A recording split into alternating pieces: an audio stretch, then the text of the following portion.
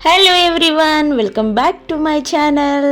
మీకు తెలుసు కదా, మా అన్నయ్య యాత్ర విజయవంతంగా పూర్తయిపోయింది. సో యాత్ర పూర్తి చేసుకొని ఇంటికి తిరిగి వచ్చిన తర్వాత మా సాంప్రదాయం ప్రకారం భోగ్ కార్యక్రమాన్ని నిర్వహించాము. ముందుగా బుడియా బాపు, హాతీరాం బాబా, బాలాజీ స్వామి మరియు హనుమంతుడికి భక్తి శ్రద్ధలతో భోగ్ని సమర్పించాము. ప్రసాదం కోసం 3 గిన్నెల్లో తెల్ల అన్నం వండాము. అలాగే గోధుమ రొట్టెలు చేసి వాటిలో బెల్లం కలిపి మా సాంప్రదాయ పద్ధతిలో చూర్మో తయారు చేశాము. చూర్మోతో పాటు నెయ్యిని కూడా భోగ్గా సమర్పించాము.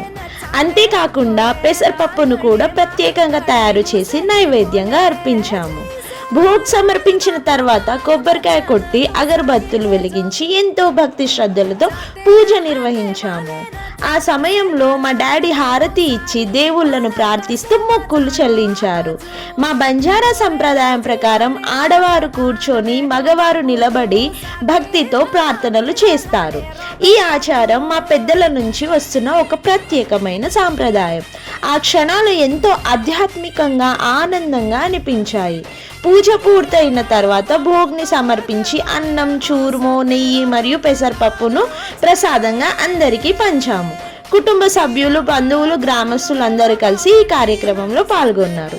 ఇలా అందరి ఆశీర్వాదాలతో, దేవుళ్ళ కృపతో మా యాత్ర అనంతర భోగ్ మరియు పూజ కార్యక్రమాన్ని విజయవంతంగా పూర్తి చేసుకున్నాము. జై బుడియా బాపు, జై హాతీరాం బాబా, జై బాలాజీ, జై హనుమాన్.